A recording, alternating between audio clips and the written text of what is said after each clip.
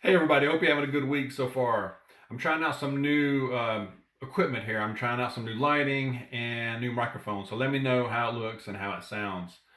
Well, the topic today is stock up, and I would stock up now. Now's a good time to do it while we have time before any real craziness happens. It's crazy out there already. So much going on. Alarm bells are going off. A lot of people are talking about it, but with shortages coming, you're already seeing it in the stores. A lot of stores are placing limits on certain things. I'll go into that more, but I just fear some panic buying could start happening. We don't want to get into that mess. We're preparing, we're prepping. So as preppers, we shouldn't have to delve into that in the middle of the chaos, right?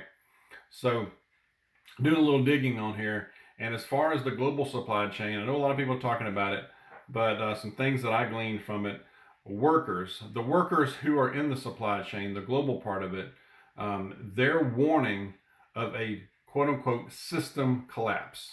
Okay, that's seafarers, truck drivers, airline workers. They're having to deal with a lot of stuff, quarantines, travel restrictions, constant testing. It's holding everything up. Um, and the and a lot of folks are blaming this on the pandemic. I think there are more other forces at work here. We've kind of referred to that before. You know what I'm talking about. But these workers, a lot of them are just at their breaking point. And this is just threatening to make all of it even worse. It's already really bad right now. You hear about how many ships are out there at port, not just down in LA, but Savannah, Georgia, all over the place, even overseas and some other Asian ports as well. Last I heard, I think there was 70 something ships off, waiting to offload in the port of LA. That's just crazy. This is crazy. Think about how many containers that is. But anyway, the workers had the leaders, I guess, of some of these associations wrote an open letter. This was from the ICS, the International Chamber of Shipping, warned of a global transport system collapse. And it's just a confluence of things. You got a shortage of workers at different levels in the supply chain. You've got seafarers that are at a breaking point. A lot of these people have been on ships for a year or over. I mean, that's insane. That's just I can't imagine that. No wonder I'd be past my breaking point. So this is already hitting an already fragile supply chain. You've got truck drivers that are waiting hours at these ports trying to get their loads. And this is just a real challenge. It's making it even worse getting food and fuel supply out to market. I was reading an article and it was quoting some truck drivers, and one said, "I've got friends right now that are in line from 9 o'clock." Now this was in the port of LA. Truck drivers from 9 o'clock in the morning, and they can't pull a load yet," said one driver. "The people inside, they get paid by the hour, but not drivers." One driver said, "Last night I was there from 8 o'clock to 3 in the morning. They kicked me out because they leave at 3 o'clock," said one driver. "There's one crane for 60 trucks, and it's ridiculous. They have two other cranes just sitting." That was just a couple of drivers. So many out there trying to get their loads, right? So also, grocery chains are, and you may have heard about this, Costco, Walmart, Kroger, all are sounding the alarms. They're warning of shortages coming. They're talking about how they're only getting, in some cases, 30 to 40% of what they order as far as what they're actually receiving. So you're seeing pictures, you're seeing video on social media, other channels about shelves that are looking bare, and it's getting worse. Shortages, anything from soda to paper products, toilet paper already, meat, packaged foods. I'm noticing, especially in the packaged meat, a lot of shortages, a lot of real bare shelves on that part too, and bottled water, big time. But these big retailers, a lot of them, like Costco, are already placing limits on paper products, toilet paper, bottled water, and some cleaning supplies as well. On top of that, we've got inflation, hyperinflation, just going out of style. And you just heap that on everything. And a lot of these retailers are already saying, like Kroger said about a week or so ago, they've decided they're gonna have to pass along these high costs onto the customer. No kidding. Big surprise there, right? Not. And the cost of shipping, I mean, a container has just magnified. I mean, crazy shipping prices are just skyrocketing. That's going to affect you as well. So we're getting it all from all sides here. It's just going to keep going up. So we need to plan for that and be ready for that. And just know what's going to happen. Panic buying is what I'm worried about.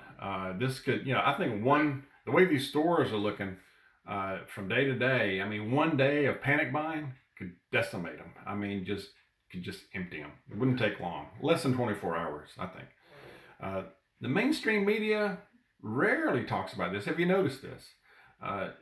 Any news, I mean, even something like Fox News, they're not talking about it. I mean, if they do, it's just very quick. But I think they're just scared. They don't want to start a panic. So we're preparing.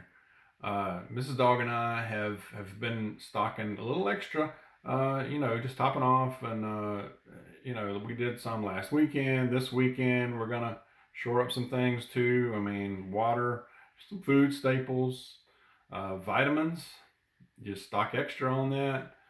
You just never know when a shortage is going to hit, when you're going to be able to get it.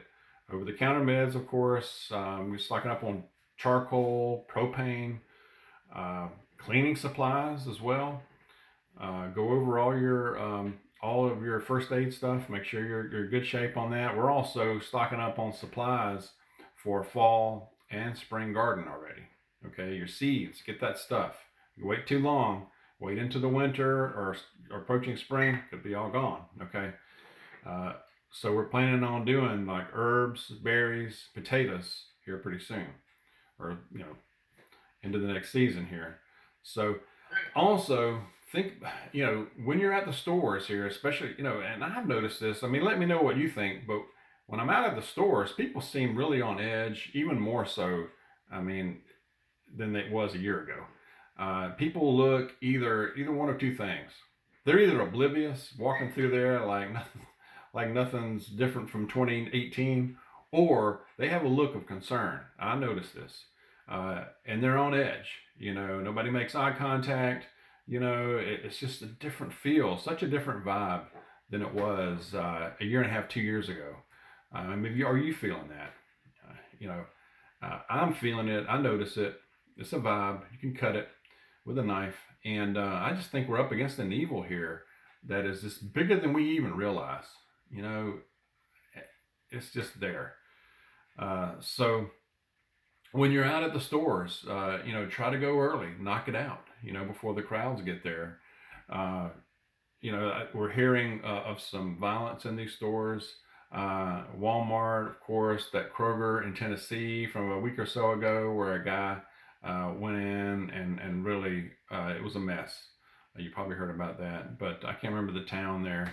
This is also affecting school systems. Had a viewer send me some information today, actually. This is Clarksville, Tennessee.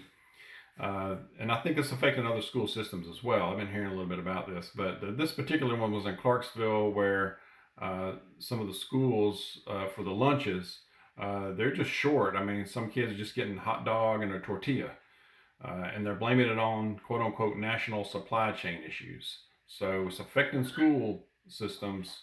I mean, it's serious. But they're also having shortages of the trays the students use to get the food, and stuff like utensils, basic stuff.